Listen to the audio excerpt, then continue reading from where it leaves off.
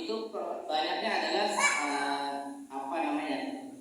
pertikaian. Tapi kembali lagi di zaman-zaman era kemasan Islam. Tapi jangan khawatir kawan-kawan sekalian, nanti menjelang hari kiamat, umat Islam akan kembali bersatu. Tapi kan begini, kalau bersatu apa ngapain kita dakwah Pak? Dakwah adalah bagian daripada itikat baik kita. Baik, saya teringat hadis yang besar pasti dalam dihafal juga. Man arada dunya fa'alaihi bil ilmi. Jika kamu pengen menghendaki kehidupan dunia, maka harus dengan ilmu. Wa man arada huma akhirata. Saya belajar. Man arada dunya fa'alaihi bil ilmi. Wa man arada akhirata fa'alaihi bil ilmi. Dan apabila engkau kepingin menghindari kehidupan akhirat, maka harus dengan ilmu. Wa man arada huma fa'alaihi bil ilmi. Dan apabila engkau pengen kedua-duanya, maka harus dengan ilmu. Alhamdulillah, umat Islam pernah mengalami kejayaan itu karena baik ilmu duniawi atau ilmu ukhrawinya benar-benar dimaksimalkan ketika daripada zaman Rasul dan Sallallahu Alaihi Wasallam tersendiri. Oke, baik, ada beberapa ayat Al-Quran yang kita tercengang, yaitu saya lupa lagi ya suratnya ya. Kalau nggak salah dikoreksi surat Al-Anbiya ayat 52. Coba kita renungkan. Al-Quran yang datang pada abad berapa? 571 Nabi Muhammad lahir. Abad ke-5 ya. Abad ke-5 Al-Quran menginformasikan, dan kami jadikan langit-langit sebagai yang terlindungi. Baik, itu Pak. Dan kami jadikan langit-langit sebagai yang terlindungi. Tetapi mereka berpaling. Ayat ini sudah diteliti oleh para ahli pada abad ke-19. Diketahui bahwa Al-Quran kan udah dulu ya menginformasikan yang ngomong begini bukan orang muslim, tapi adalah para pemikir-pemikir orang non-muslim atau orang-orang luar Islam istilahnya. Dia meneliti, nah kalau begini benar, dan bukan hanya 1, 2, 3 ayat, tapi ratusan ayat. Nah, kita akan membahas tentang ini dulu. Seperti apa? Coba bayangkan, fungsi daripada langit itu adalah bukan hanya untuk keindahan saja, melainkan adalah penghalang. Coba bayangkan, bapak-bapak ibu, kalau tidak ada penghalang, ini sangat berbahaya sekali. Bima Sakti yang di atas langit sana, yang ada dulu kita belajar IPA, ada matahari, Merkurius, Venus, bumi, Mars, Uranus, yang terus-terusan gitu ya. Nah, itu satu sama lain berputar. Kalau tidak ada pelindung, apa jadinya? Jadi hanya tadi ya. Tidak cukup sampai di situ. Nah, sinar matahari ini kan adalah sinar yang berbahaya kalau tidak adanya lapisan pelindung. Dengan adanya lapisan pelindung, ditemukanlah namanya lapisan ozon. Nah, lapisan ozon ini adalah sangat bermanfaat sekali kepada pertumbuhan serta kelangsungan hidup makhluk hidup. Kalau tidak ada lapisan ozon, manusia dan seisinya akan mati terbakar. Subhanallah, maha besar, maha benar Allah dengan segala firman. Ini baru satu ayat kita tercengang seperti tertampar. Kalau kamu nggak percaya Al-Quran, bayangkan satu ayat itu sudah membuat kita yakin. Nah, maka penting akidah bagi orang-orang yang berpikir dan berakal. Oke, nah, lalu di situ ada lagi bukan hanya lapisan ozon, yaitu adalah terjadinya, itu pelajaran IPA adalah terjadinya proses fotosintesis. Betul? Karena adanya lapisan pelindung itu luar biasa. Maha suci Allah dengan segala kemahabenarannya. Allah Akbar ya. Ini yang menemukan adalah orang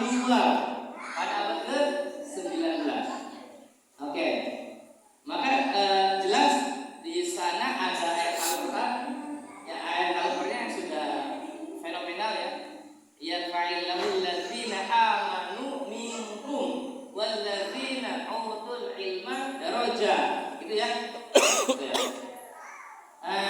Allah akan meninggikan derajat orang-orang yang beriman dan berilmu beberapa derajat. Allah sudah jelas. Oke. Apa saja supaya kita yakin terhadap Al-Quran? Di antara tadi ada lagi yang kedua adalah Al-Quran berbicara tentang planet, seperti orbit. Saya bacakan artinya saja tentang garis edar. Ada di surat Yasin ayat ke-40. Jadi garis edar itu adalah, bacakan ayat itu. Dan dialah yang menciptakan malam dan siang, dan matahari serta bulan. Semua benda itu berputar pada orbitnya sampai dengan batas yang ditentukan. Coba bayangkan. Semua planet-planet mengelilingi matahari. Matahari itu adalah bima sakti yang paling besar, walaupun ada bima sakti yang lebih besar lagi, yang lebih besar daripada malaikat, yang lebih besar daripada matahari ada miliaran.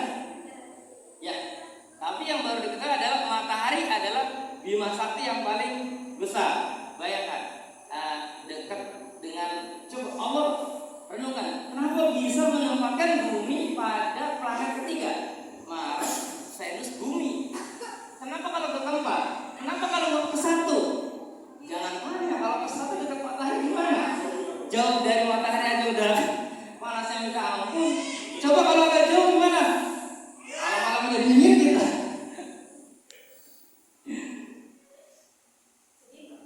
Jadi Mars, lalu apa lagi? Venus. Kalau saya ngapalin MVB Maisar, Mars, Venus, Bumi, Saturnus, Uranus, Neptunus. Pluto, dijudai Pluto. Pluto bukan planet, tidak update. Ayo. Oke. Nah, Allah menempatkan bumi itu adalah pada orbit yang ketiga, dan masing-masing sudah beredar pada garis edarnya masing-masing. Muter-muter, tidak capek. Beda 1 mili aja. Jangan tanya bumi seperti apa, hancur lebur. Bayangkan. Lalu lintas aja, segitu ada undang-undangnya, ada aturannya, ada lampu merahnya, tetap macet. Jadi di atas langit ini adanya planet-planet dan berputar dari zaman dulu hingga sekarang tanpa sedikit pun bertabrakan. Maha besar Allah dengan segala firman akidah. Bagi orang-orang yang berpikir. Maksudnya saya gini, jangan hanya percaya Islam jaret bapaknya. Ya aku lah, ibu bapak aku Islam, aku Islam lah. Ya sudahlah, tinggal diperbaiki, ya, perbaiki. Jadi balik lagi, akidah. Ya kan ya, yang di belakang jangan ada, ya. Akidah. Oke, itu adalah beberapa ayat daripada Al-Quran. Tapi Al-Quran bukan kitab sains. Al-Quran adalah pedoman hidup manusia.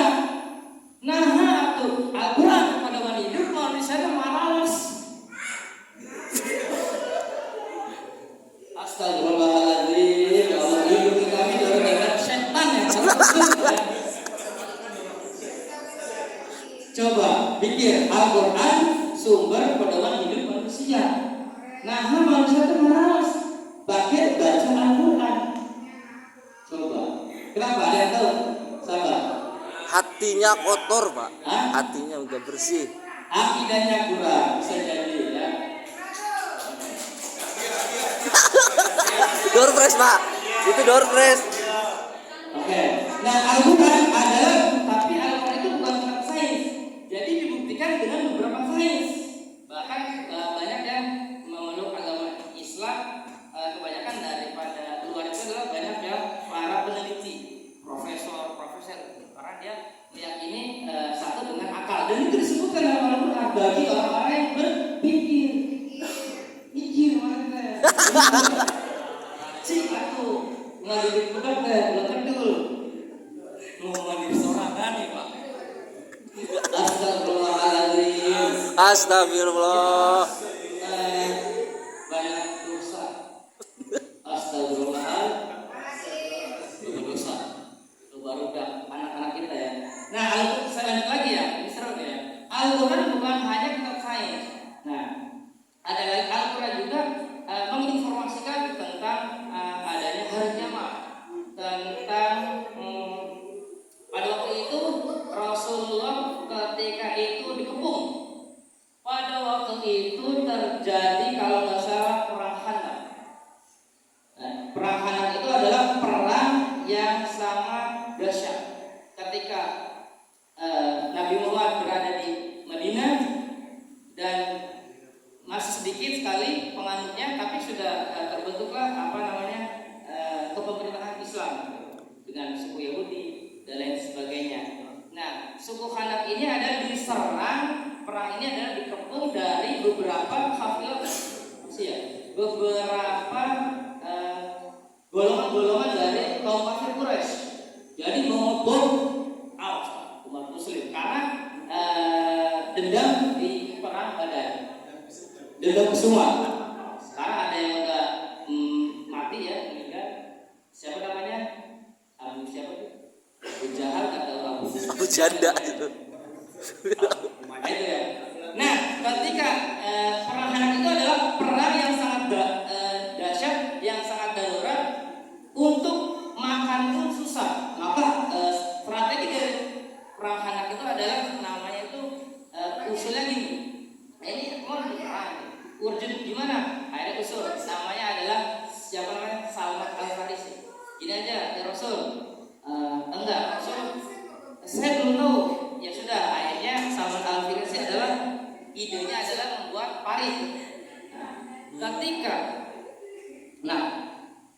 Jadi ketika dibuat parit itu adalah diharapkan kuda atau yang memanah itu adalah tidak bisa melompati parit tersebut, dan kita bisa dipanah oleh pasukan Muslim. Karena kalau diserang one by one pasti kalah dalam jumlah pasukan, tapi dalam jumlah semangat jangan tanya. Nah, ceritanya dalam susah-susahnya, dalam genting-gentingnya seperti itu, makanan pun susah, apapun susah, yang masih masuk Islam pun masih imannya menipis, ada yang balik lagi, ada yang memprovokasi, dan pokoknya benar-benar darurat. Ketika lagi ngangkat batu-batu yang besar dan membuat parit, ada sahabat yang nanya, ya Rasul, besok yang akan kita taklukkan apa?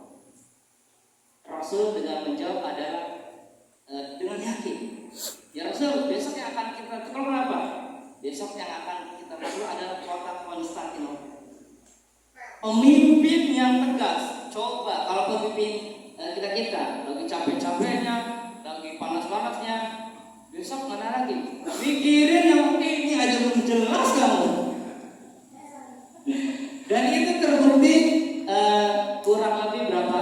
11 abad kemudian, sekolah saya itu itu benar sekali, kota tersebut, kota Konstantinopel, jatuh kepada umat Muslim. Takbir. Allahu Akbar. Baik. Ya, cukup ya sepertinya. Menit deui. Cukup. Cukup. Itu nanti di lain waktu. 5. Tadi udah akidah. 5 menit deui.